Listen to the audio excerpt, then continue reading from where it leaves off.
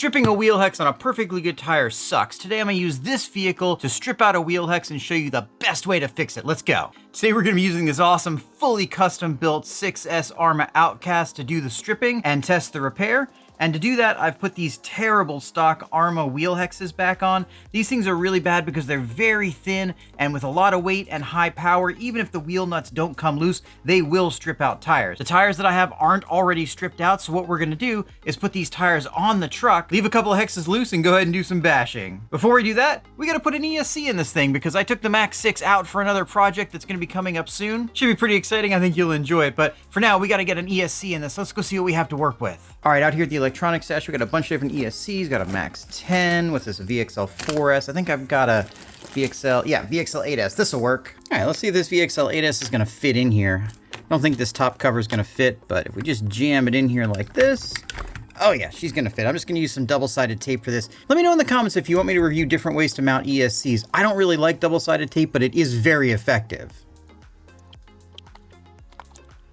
ESC is in, sacrificial tires are on. I've even left this lug nut loose. You can see that wheel's nice and loose. Between the weight and power of this thing, leaving this loose, we are definitely gonna be ruining some wheels. Let's go bash.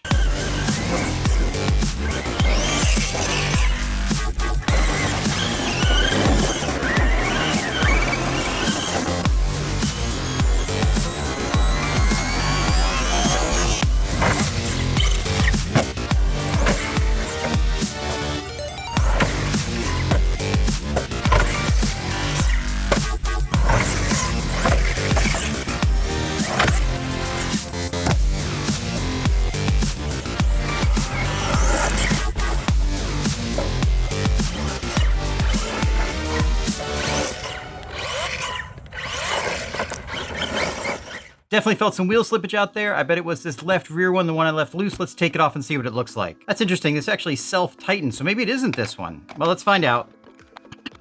Oh yeah, okay, it's this one. Yeah, this one won't come off, so it's definitely stripped. Okay. Let's see.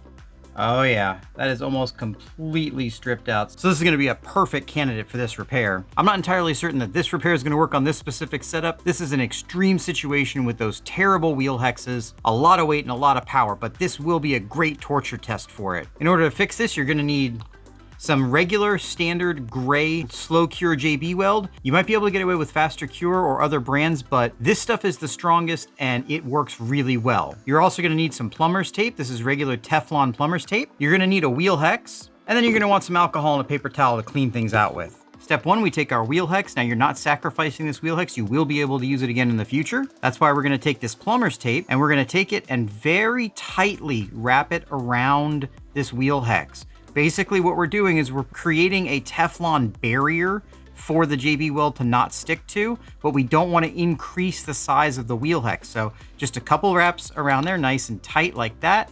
You can still see the shape of the wheel hex really well in there. And then we're gonna do another wrap around these threads in case there's any squeeze out.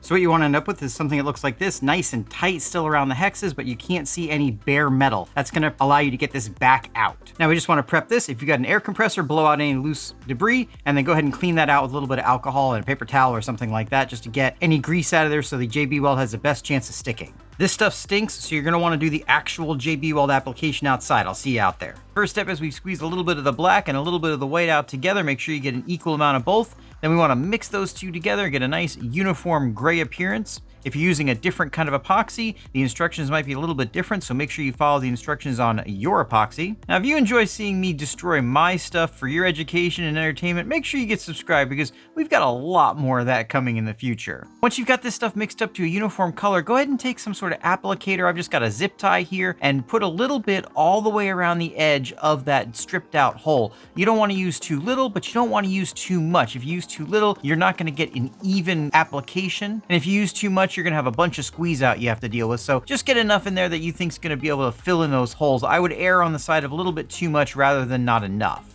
Go ahead and take your hex that has the Teflon tape applied to it and just push it right down into the hole, making sure you get it as aligned as possible with whatever's left of the original hex in there. If you've got the right amount of epoxy in there, you'll see a little bit of squeeze out all around the top. You're gonna wanna get that squeeze out of there though, because if you leave it there, you might end up gluing your hex in and make it really hard to get back out again. So just take whatever you have. I've got a Q-tip here. Go ahead and get as much of that off as possible. It doesn't have to be perfect. If there's a little bit left, that will break off when you push the hex out later. Now, once you've got that done and you make sure the hex is pushed all the way down inside, just give a look around, make sure you don't have any epoxy in the threads of the hex, and make sure that everything looks nice and even with your application. Once you've made sure of that, all that's left to do is wait. This stuff takes a full 24 hours to cure properly, so we'll see you tomorrow.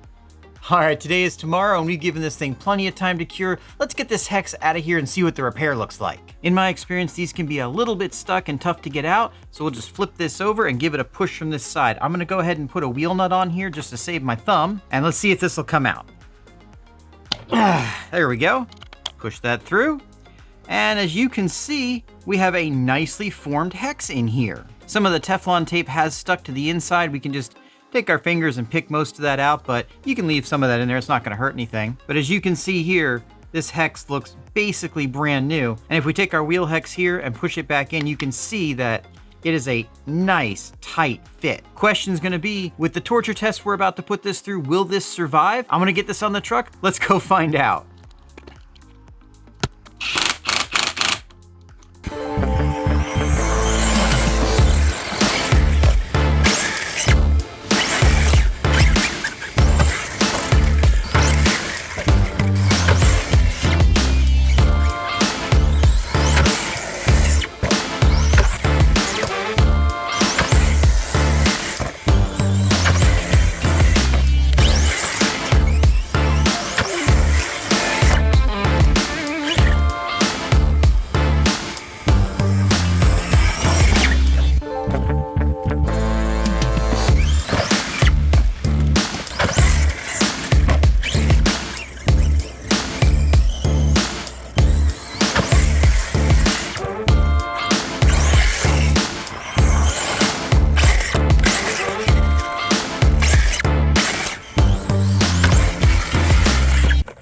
We are back. I'm actually very impressed with this VXL 8S ESC. This one might be staying in here for a while. All right, so the real question is, do you think that repair held up? I went a little bit harder than I was expecting to because it was just so much fun. So put your prediction down in the comments and let's find out.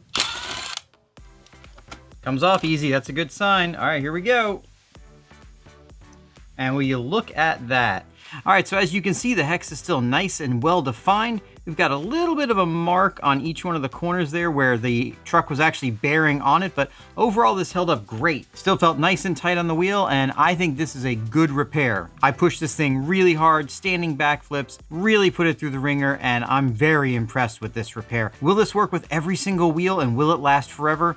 I'm not sure, but I think that based on my past experience and based on the torture test we just put this through, this is a very viable repair for most situations. Now, if you enjoyed this video, let me know down in the comments. Make sure you like and subscribe, and make sure you check out this video coming up next.